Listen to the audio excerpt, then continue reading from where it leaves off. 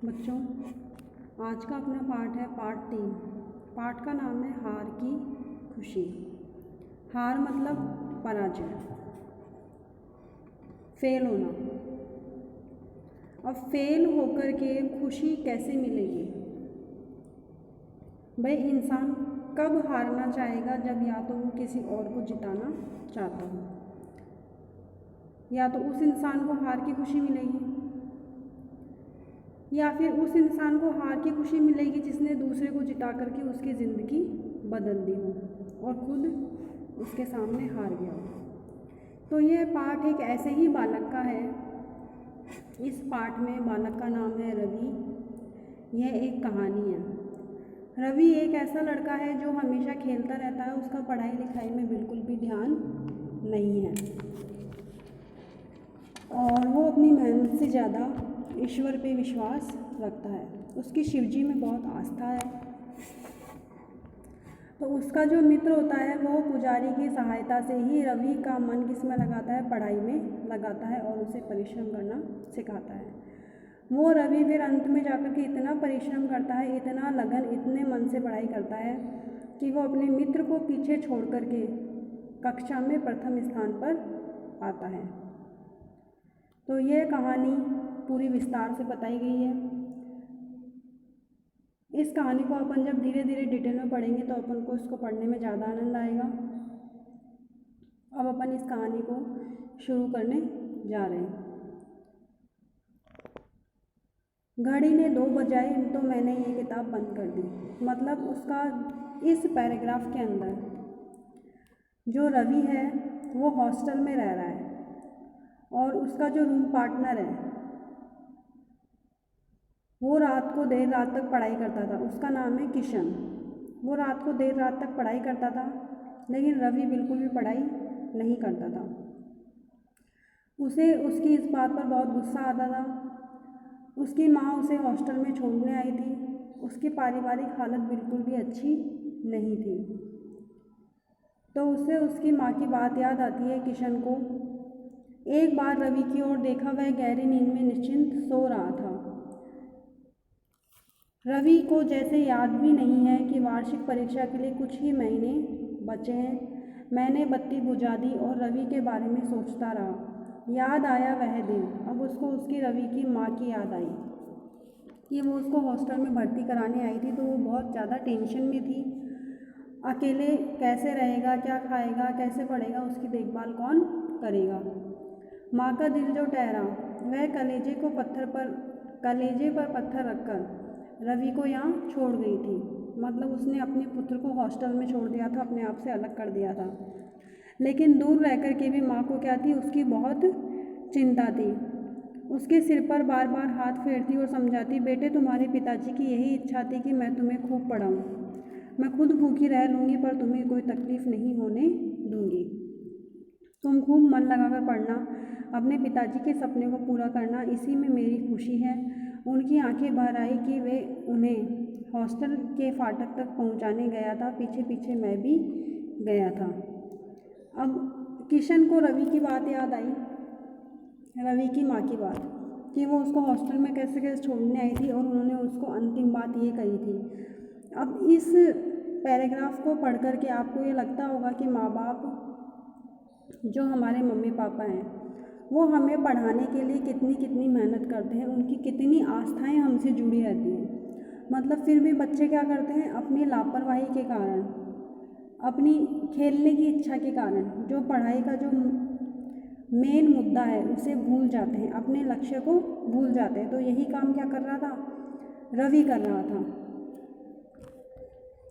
फिर उसके बाद उस दिन से रवि मेरे साथ है। मतलब उसकी माँ हॉस्टल में छोड़ के गई थी, तब से रवि क्या है? उसके साथ है। हम दोनों एक ही कमरे में रहते हैं, एक ही कक्षा में पढ़ते हैं, एक साथ खाना, एक साथ पीना, एक साथ स्कूल जाना। हम दोनों एक दूसरे के बिना नहीं रह सकते। बस अंतर है तो इतना कि रवि लापरवाह है, पढ़ाई में मन नहीं लगाता। क्या कहना चाह रहा है किशन? कि हम दोनों साथ रहते हैं। किशन बहुत इंटेलिजेंट लड़का है, लेकिन रवि बहुत ज़्यादा डफर, क्योंकि वो पढ़ता ही नहीं है। लेकिन फिर भी दोस्ती कितनी है दोनों में। स्कूल से लौटते ही खेलने चला जाता है। जिस दिन गप्पों के लिए कोई लिफ्ट नहीं देता तो सिनेमा देखने चला जाता है या फिर खाना खाकर सो जाता है। पढ़ने के नाम पर कुछ कहानियाँ किस्से किताबों के अलावा कुछ नहीं पढ़ता। एक काम जरूर नियम से करता है, सुबह स्कूल जाने से पहले पास में शिव जी के मंदिर में जरूर जाता है। उसने एक काम का नियम नहीं छोड़ा था, उसके ईश्वर में आस्था थी, इसलिए वो शिव जी के मंदिर में जाता था। और वो पढ़ाई के नाम पर क्या पढ़ता था? किताबें, कॉमिक्स, ये सब कहानियाँ, ये सब वो पढ़ता था। पिछली बार जब 6वीं परीक्षा का फल निकला था तो उसमें रवि असफल हुआ था, मतलब फेल हो गया था। उसे अधिक मेहनत करने की चेतावनी दी गई थी, मतलब वार्निंग, कि आगे से बहुत ज़्यादा मेहनत करना वरना तुम फेल हो जाओगे, हटा दिए जाओगे। किंतु रवि पर उसका कोई असर नहीं पड़ा। मैं उसे सावधान कर देता हूँ पर वह मेरी सुनता कब है। किशन है जो उसका बहुत अच्छा फ्रेंड है, जो उसको बहुत सपोर्ट कर रहा है। मैं उस रात में रवि के बारे में ही सोचता रहा। मेरी नींद उड़ चुकी थी, मैं बहुत परेशान था। उसकी माँ ने कितने कष्ट उठाकर उसे पढ़ा रही है, लेकिन रवि, अब फ्रेंड सर्किल का भी बहुत महत्व होता है बालक की ज़िंदगी में पढ़ने के लिए। रात भर जागने के कारण सुबह मेरी तबीयत ठीक नहीं थी, मैं उदास था। रवि ने 1-2 बार मेरी उदासी का कारण जानना चाहा पर मैं टाल गया। स्कूल में भी रवि के बारे में सोचता रहा। 1 वर्ष पूरा होने को आ रहा है किंतु रवि ने अभी तक कोई कॉपी चेक नहीं कराई, कभी कोई होमवर्क नहीं किया, कभी कोई क्लास वर्क नहीं किया। मतलब उसकी हालत कैसी थी? वो बिल्कुल भी पढ़ता लिखता नहीं था, ना तो CW करता ना SW करता, ना तो कॉपी को स्कूल में खोलता ना घर पे खोलता। फिर लास्ट में टीचर्स भी क्या करेंगे? कह कह के थक जाते हैं, पीछे पढ़ पढ़ के थक जाते हैं। और उसके जो फ्रेंड्स थे, जो स्कूल में जो क्लास में जो फ्रेंड्स थे, वो भी क्या करते थे? उसको समझा समझा के परेशान हो गए। फिर उसके साथ बैठना भी कोई पसंद नहीं करता, जैसे आप सब भी करते हैं क्लास में कि मैं इसके पास नहीं बैठूँ, मैं उसके पास नहीं बैठूँ, मैं खुद भी नहीं पढ़ता, मुझे भी नहीं पढ़ने देता। तो सेम वही कंडीशन किसकी थी? रवि की थी। रवि ना तो खुद पढ़ता था और जिसके पास बैठ जाता था उसको भी नहीं पढ़ने देता था। इस पैराग्राफ को अपन डिटेल में देखते हैं। सभी अध्यापकों ने उसे कुछ दिन तक उसे टोका पर उसे अब कोई टोकता भी नहीं है। अध्यापक भी टोकेगा तो कितना टोकेगा, क्योंकि करना किसको है? खुद को है। रवि को जैसे आज़ादी मिल गई। संभालने वाली घर पर माँ नहीं थी,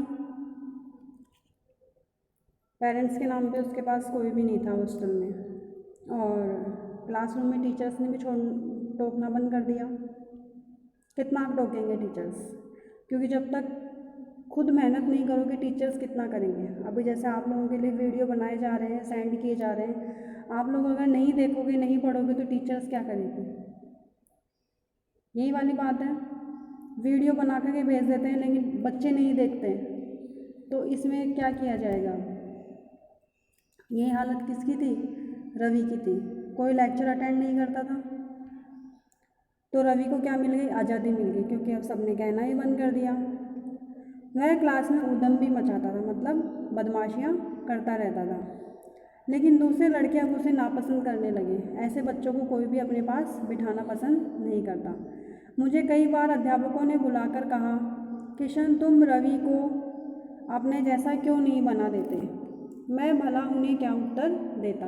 किशन एक अच्छा लड़का था, दिन रात उसके साथ रहता था, उसका रूम पार्टनर था, तो अध्यापकों को उससे उम्मीद थी। जैसे क्लास में टीचर्स इंटेलिजेंट बच्चे को बुला करके एक एक मॉनिटर को एक एक बालक सौंपती है ना, तुम लोगों के साथ भी ऐसे ही होता है, मॉनिटरिंग करवाते हैं उनसे। वैसे ही क्या था, किशन को भी टीचर्स ने कहा था कि तुम इसको क्यों नहीं समझाते हो, ये तुम्हारे साथ रहता है, तुम्हारे साथ रहने का कम से कम कुछ तो असर डालो इसके ऊपर। लेकिन वो उसको क्या उत्तर देगा? अब उस दिन से शाम को लौटकर मैं बिस्तर पर लेट गया। रवि मेरे पास आकर बैठ गया, बोला, किशन तुम मुझसे नाराज़ है या सचमुच तेरी तबीयत खराब है?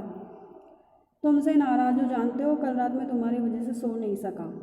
किशन ने उत्तर दिया। ये सुनते ही वह ठहाका लगाकर हंस पड़ा। मतलब उसको इतनी भी परवाह नहीं थी कि ये मुझसे नाराज़ है तो क्यों है, कम से कम वजह तो मैं जान लूँ। बोला, यार यह बात तो सुबह ही बता देता, मैं तुझसे माफ़ी मांग लेता, कम से कम तेरा दिन तो अच्छा जाता। फिर बोला, चल अच्छा अब जल्दी से बता मुझसे क्यों नाराज़ है। मैंने सीधे सीधे ही बात कह दी। उसने क्या बताया कि मैं दुखी हूँ कि तुम पढ़ते नहीं हो, स्कूल में सब मुझसे सवाल जवाब करते हैं और तुम्हारी माँ मुझसे पूछती है। मैं तुम्हारी माँ को कितना झूठ बोलूँ, मैं इतना झूठ नहीं बोल सकता।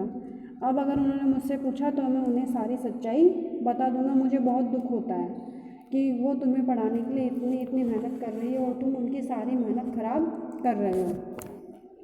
अब इस पैराग्राफ को अपन डिटेल में देखते हैं। मैं दुखी हूँ कि तुम पढ़ते नहीं हो। अगर मैं तुम्हें सारी बात तुम्हारी माँ को लिख दूँ, सोचो उन पर क्या गुजरेगी। वे जब जब आती हैं मुझे उनके सामने तुम्हारे बारे में झूठ बोलना पड़ता है, तब मुझे लगता है कि मैं एक माँ के साथ धोखा कर रहा हूँ। रवि बोला, यह मत भूलो कि तुम बहुत बड़े अपराधी हो जो अपनी माँ को धोखा दे रहे हो, उनके सपनों को जानबूझकर मिटा रहे हो। तुम्हें नहीं पढ़ना है, तुम्हारा मन नहीं लगता है तो उन्हें साफ साफ क्यों नहीं कह देते। जो अच्छा फ्रेंड सर्किल होता है वो लास्ट में यही जवाब देता है कि अगर तुम्हें नहीं पढ़ना है तो तुम कहीं जा कर के कुछ काम वगैरह करो, किसी और में अपना कैरियर बनाओ, यहाँ रह कर के अपना वक्त बर्बाद क्यों कर रहे हो। तो यही बात किशन ने कही कि तुम अपनी माँ को साफ साफ कह दो कि मेरा पढ़ाई में मन नहीं लगता, मैं नहीं पढ़ूँगा। तो रवि क्या था, एकदम चिकना घड़ा मतलब जिसके ऊपर पानी नहीं ठहरता, मतलब उसके ऊपर उपदेश का कोई असर नहीं हुआ। वह उसके बात को हंसी में टाल गया और बोला, तुम तो बेकार में परेशान हो रहे हो, मैं उतना ही पढ़ता हूँ जितनी मुझे ज़रूरत है। सब बच्चे यही सोचते हैं कि हमारे लिए इतना ही काफ़ी है, इतना ही सफिशिएंट है। तो वो बच्चा बेवकूफ़ है कि जो क्लास में 95% ला रहा है। मूर्ख व्यक्ति ये नहीं सोचता। रवि क्या कहता है कि मंदिर के पुजारी जी कहते हैं भगवान शिव का आशीर्वाद जिसको प्राप्त होता है वह कभी असफल नहीं होता। उन्होंने कहा था, बेटा शिव जी के दर्शन करने रोज आना, मैं तुम्हारे सारे कष्ट दूर कर दूंगा। वे तुम्हारे सारे कष्ट दूर करेंगे। तो किशन को उसके अंधविश्वास पर हंसी भी आई और क्रोध भी आया, थोड़ा गुस्सा भी आया, थोड़ी हंसी भी आई कि ये कैसी बातें कर रहा है, इससे और तो कोई काम होता नहीं है, लेकिन बस मंदिर जाना नहीं छोड़ता ये। तो उसने उससे पूछा कि 6 माही परीक्षा भी तूने भगवान शिव के सहारे दी थी, उसमें तू फेल कैसे हो गया, ये बता मुझे। उनके आगे किताब खोलकर आने वाले प्रश्नों की भविष्यवाणी भी करता था कि ये प्रश्न आएगा, ये प्रश्न आना चाहिए। फिर फेल कैसे हो गया। फिर आगे क्या बोलता है, अच्छा बाबा अब ये उपदेश देना बंद करो और खाना खाने चलो। उसको केवल खाने की और खेलने की लगी रहती थी। रवि ने मेरी बात काट दी, लेकिन मेरे मन का बोझ अभी हल्का नहीं हुआ। हम दोनों खाना खाकर लौटे तो रवि सदा की तरह एक मित्र के कमरे में गप्पे लगाने चला गया, मतलब बातें करने चला गया। अचानक एक विचार आया। उस समय रात के 9 बजे थे, 9 बजने वाले थे। मैं भगवान शिव की मंदिर की ओर चढ़ा। मंदिर 10 बजे तक खुला रहता है, दर्शन करने वालों की भीड़ लगी रहती है। अब क्या हुआ, किशन खुद मंदिर में जाता है और पुजारी से सारे हालचाल बताता है कि जो रवि आता है ना वो ऐसे ऐसे नहीं पढ़ता है, उसको पढ़ाना है तो उसके लिए कुछ प्लानिंग करनी पड़ेगी, वरना उसका एक दिन भगवान पे से विश्वास उठ जाएगा। तो पुजारी क्या करता है, उसकी बात से सहमत हो जाता है। अब देखते हैं अपन किशन क्या क्या बातें करता है उससे। मैंने दर्शन किए, फिर पुजारी जी के पास जाकर बैठ गया। मैंने कहा, मैं रवि का दोस्त हूँ, हम दोनों एक ही कमरे में रहते हैं। इसके बाद मैंने पुजारी जी को सारी बातें बता दी। हम दोनों ने एक योजना बनाई। अगले दिन सुबह रवि नहा धोकर मंदिर पहुंचा। उसने शिव जी के सामने बैठकर जैसे ही माथा टेका, अचानक भारी आवाज़ सुनाई दी। मतलब पुजारी जी मूर्ति के पीछे से माइक लगा करके बोलने लगे। क्या बोलने लगे? अब रवि छोटा सा बच्चा था, उसकी इतनी सी बुद्धि थी, जैसा कहते थे वैसा मान लेता था, बस पढ़ाई तो नहीं करता था, बाकी तो सारे काम करता था। भारी आवाज़ सुनाई दी। पंडित जी माइक लगा के बोलने लगे, तुम जिस काम के लिए यहाँ आए हो उसे तुरंत पूरा करो। अब काम क्या था? हॉस्टल किस काम के लिए आया था? वो पढ़ाई करने के लिए आया था। मगर इस बार परीक्षा में सफल नहीं हुए तो तुम क्या हो जाओगे? अंधे हो जाओगे। ये बात पुजारी जी ने कह दी साहब, शंकर भगवान का नाम लेकर के। और हर रोज़ अपने हर विषय का एक एक पाठ याद करके आना और मुझे सुनाना। एक एक पाठ याद करते जाओ। याद रखो मैं तुम्हारे पास हर पल रहता हूँ। तुम्हारा एक एक काम मुझे मालूम है। मुझे धोखा देने की कोशिश मत करना। ये सारी बातें कौन बोल रहे हैं? पंडित जी बोल रहे हैं माइक के अंदर, भगवान शिव का नाम लेके। रवि घबरा गया क्योंकि रवि छोटा सा बच्चा था। उसने एक ऐसी आवाज़ सुनी जो दिखाई नहीं दे रही थी। आवाज़ किसी की दिखाई नहीं देती, लेकिन बोलने वाला तो दिखाई देता है।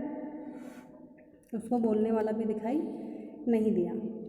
रवि घबरा गया। यह कैसी आवाज़ थी? क्या भगवान शिव ने सचमुच मुझसे कुछ कहा? वह धीरे धीरे सरकता हुआ बाहर आया। बाहर आते ही कौन मिले उसे? मंदिर के पुजारी। पुजारी जी ने पूछा, रवि बेटा कैसे हो? ठीक हूँ पुजारी जी। ऐसा लगता है भगवान शिव मुझसे कुछ कह रहे हैं। वह बोला, बेटा अब भगवान अपने भक्तों पर हर पल नज़र रखते हैं। फिर भगवान शिव का तो कहना ही था, वे भोले शंकर हैं। प्रसन्न हो जाएं तो तुम्हें मनमांगा वरदान दे दें और नाराज़ हो जाएं तो तुम्हें भस्म कर सकते हैं। यह बात कह दी साहब पुजारी जी ने। अब रवि क्या करेगा? रवि छोटा सा बच्चा है। रवि को घबराहट अभी कम नहीं हुई। उसने जो कुछ सुना था सच बता दिया उनको। पुजारी जी को सब बता दिया कि मेरे को ऐसे ऐसे आवाज़ आई थी, क्या ये बात सच्ची है? पुजारी बोले, बेटा तुम कितने भाग्यशाली हो कि तुमने भगवान शंकर की वाणी सुनी। इस बात की चर्चा किसी और से मत करना, क्योंकि पुजारी जी जान गए अगर ये किसी और को बता देगा तो मैं फंस जाऊंगा और हमारा प्लान क्या होगा? चौपट हो जाएगा। इसलिए उसने बोला किसी और को मत बताना। उन्होंने जो कुछ कहा है वह चुपचाप कर लेना। याद रखना, अगर तुमने उनके आदेश में कोई गड़बड़ी की तो तुम अपनी आंखें हमेशा के लिए खो दोगे। तो क्या कहता है वो? नहीं नहीं ऐसा मत कहिए, मैं वचन देता हूँ। शाबाश। याद रखो तुम्हारा परिश्रम, तुम्हारी लगन कभी व्यर्थ नहीं जाएगी। व्यर्थ यानी बेकार। हिम्मत से काम करो। उस दिन रवि कक्षा में चुपचाप बैठा रहा। बेचारे को सदमा लग गया था। उसने क्लास वर्क किया। शाम को कमरे में आके होमवर्क करने बैठ गया। जैसे अपन छोटे बच्चों को डराते हैं ना पढ़ाई करने के लिए, आपके स्कूल में भी डराते थे बच्चों को, भूत वाला कमरा, भूत वाला कमरा। राखी मैम ने काफ़ी किया था। वैसे ही इसके अंदर क्या किया है? सॉल्यूशन किया गया है, एक समाधान किया गया है बच्चे को पढ़ाने के लिए। शाम को कमरे में आकर होमवर्क करने बैठ गया। मैंने टोका, रवि आज खेलने नहीं गए? उसने कहा नहीं यार। फिर उसने टालते हुए कहा, जरा अपनी सारी कॉपियाँ दे दे, मैं बाकी का काम पूरा कर लूँ। उस रात देर रात तक रवि काम करता रहा। मेरे बार बार कहने पर भी बड़ी मुश्किल से सोया। सुबह उठा तो मैंने देखा रवि मुझसे पहले ही उठ गया था। किताब खोलने हुए कुछ याद कर रहा था। रवि में हुए अचानक परिवर्तन के प्रति सभी को आश्चर्य था और खुशी भी थी। सब क्या हो गए थे? आश्चर्यचकित हो गए थे कि रवि में इतना बड़ा परिवर्तन कैसे आ गया। सबको अचंभा हो गया। अब जो परिवर्तन आया वो परिवर्तन तो कौन कौन जानते थे? केवल किशन और पुजारी।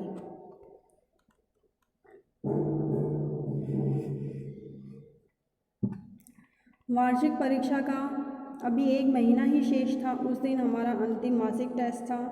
रवि ने सभी विषयों की तैयारी की भरसक कोशिश की, मतलब भरपूर कोशिश की थी। लौटा तो उसके चेहरे पर खुशी थी। बोला, यार मैंने सभी विषयों के टेस्ट पेपर बहुत अच्छे किए हैं। मुझे इस बात से खुशी हो रही है। सोचता हूँ मैं अपनी खुशी के बाद माँ को लिख दूँ। फिर वह अपनी माँ को इतना लंबा पत्र लिखता रहा कि मैंने उसे पहली बार इतना लंबा पत्र लिखते हुए देखा। जो जो परीक्षा के दिन निकट आ रहे थे रवि गंभीर होता जा रहा था। इसी बीच मासिक टेस्ट के नंबर भी बताए गए। रवि कक्षा में दूसरे स्थान पर आया था, यानी मुझसे 10 नंबर कम। अब रवि ने इतना पढ़ना शुरू कर दिया कि रवि की कंडीशन क्या हो गई क्लास के अंदर? 2nd रैंक पे आया वो और किशन 1st रैंक पे। आपको कैसे मालूम? उस दिन शाम को रवि मंदिर में गया। पुजारी ने देखते ही कहा, रवि तुम्हारा दूसरा नंबर आया है ना? आपको कैसे मालूम? रवि ने आश्चर्य से पूछा। यही बता रहे थे, कहते थे मैं इस लड़के से बहुत खुश हूँ। पुजारी जी ने भगवान शिव की ओर इशारा करते हुए कहा। मतलब उन्होंने क्या कहा कि मुझे किसने बताया है? तुम्हारे शंकर भगवान ने बताया है। ठीक है। हमारी वार्षिक परीक्षाओं का समय आया। इसके बाद 10 दिन की छुट्टी थी। हमें पिकनिक पर जाना था, वहाँ लौटकर 30 अप्रैल को परीक्षा फल घोषित होना था और इसके बाद हम अपने अपने घर जाने की छुट्टी मिलने वाली थी। परीक्षा के दौरान रवि को देखकर कोई सोच नहीं सकता था ये वही लड़का है जो पिछले कुछ महीनों तक एक निहायत लापरवाह, गप्पी और खिलाड़ी लड़का था। निहायत का मतलब होता है मूर्ख। उसने इतना पढ़ना शुरू कर दिया कि उसका जीवन बिल्कुल बदल गया। अब उसके पढ़ने में उसका सपोर्ट किसका रहा? उसके फ्रेंड सर्किल का सपोर्ट रहा, उसकी संगति का सपोर्ट रहा। इसलिए क्या कहते हैं कि संगति हमेशा अच्छे इंसान से करनी चाहिए। समझ में नहीं आता था कि अचानक परिवर्तन हुआ कैसे, किंतु मैं इस परिवर्तन से खुश था, इतना खुश कि जी चाहता कि उसे सारा नाटक बता दूं, किंतु यह उसके हित में ठीक नहीं था। हम लोग पिकनिक पर गए, खूब मज़ा लिया। कुछ समय के लिए पढ़ाई का बोझ उतर गया था। लौट कर आए तो परीक्षा परिणाम के बारे में अपनी अटकलें लगा रहे थे। मतलब सब लोग अपनी अपनी योजना लगा रहे थे, सब लोग गैस कर रहे थे। एक बात तो निश्चित थी कि मुझे प्रथम स्थान मिलना था, इसलिए मैं निश्चिंत था। चिंता थी तो सिर्फ रवि की, उसके माँ की आशाओं की। किशन हमेशा फर्स्ट आता था, इसलिए किशन के बारे में तो सबको पता था कि फर्स्ट यही आएगा और किशन को भी पता था कि फर्स्ट तो मैं ही आऊँगा। 30 अप्रैल सुबह से ही हम सभी के मन में आशा और निराशा के भाव आ रहे थे, लेकिन रवि एकदम शांत और उदास था। उसे बार बार यही लगता, अगर यार मैंने पूरे साल पढ़ाई की होती तो आज जो महसूस कर रहा हूँ वो महसूस नहीं करता। जैसे जैसे रिजल्ट आता है हमारे दिल की धड़कनें क्या होती है, बढ़ती जाती है। सेम वही कंडीशन बताई है कि हमारे हाव भाव क्या हो रहे थे, आशा और निराशा के भाव हमारे मन में आते जाते रह रहे थे। लेकिन किस बात का दुख रवि, मैंने पूछा। यही कि मैं असफल न हो जाऊं। पहले वो फेल होने से डरता नहीं था, अब उसको फेल होने से डर लगने लगा। लेकिन तुम्हें तो भगवान शिव पर भरोसा था ना फिर? हाँ, किंतु वह भी मेरी मदद तभी करेंगे जब मैं पढ़ूंगा। बिना पढ़े कोई किसी की मदद नहीं करता। यह बात रवि समझ चुका था। तब हमारे कुछ और भी साथी आ गए। अब हम खींचकर स्कूल ले गए। कुछ ही देर में परीक्षा फल घोषित हुआ। रवि मेरी कक्षा में प्रथम आया था और मैं दूसरे नंबर पर। अब क्या हुआ था, रिजल्ट पूरा का पूरा बदल गया। जो लड़का पढ़ता नहीं था वो तो फर्स्ट रैंक पे आया और जो पढ़ता था वो सेकंड रैंक पे आया। रवि की इस सफलता से सभी को आश्चर्य था। मेरे नंबर पिछड़ जाने पर मेरे साथियों को अफसोस था। मतलब उसके दोस्त क्या थे, दुखी हो गए। जो किशन के दोस्त थे वो दुखी हो गए, यार जो नहीं पढ़ता था वो सबसे आगे निकल गया, तू पीछे कैसे रह गया। किंतु मुझे न आश्चर्य था न अफसोस, बहुत खुश था। दरअसल इस हार में एक अनोखी खुशी थी, उन्हें भला मैं कैसे बताऊं, उसे तो रवि ही जान सकता है। तो इस कहानी से हमें क्या शिक्षा मिलती है, उसको हार में खुशी कैसे प्राप्त हुई, क्योंकि उसने किसी और को जीतना सिखाया। जीतना मायने नहीं रखता है, किसी को जीतना सिखाना मायने रखता है कि वो कैसे जीत सकता है। तो इस साथी ने क्या किया था, किसी की ज़िंदगी बदल दी थी एक हार के कारण, इसलिए उसको हार में वो खुशी प्राप्त हुई। तो इस पाठ से हमें क्या संदेश मिलता है कि विद्यार्थियों को अपना जो पढ़ने का समय है उसको घूमने और गपशप में बर्बाद नहीं करना चाहिए और अपनी पढ़ाई पर ध्यान देना चाहिए। इस कहानी के जो लेखक हैं वो कौन है, श्री हरिकृष्ण देवसरे। तो आप हरिकृष्ण देवसरे की और भी कहानियाँ पढ़ सकते हैं जो आपकी लाइफ में बार बार आगे बढ़ने के लिए आपको प्रेरित करती रहेंगी। अगले वीडियो में अपन देखेंगे अपने प्रश्नोत्तर।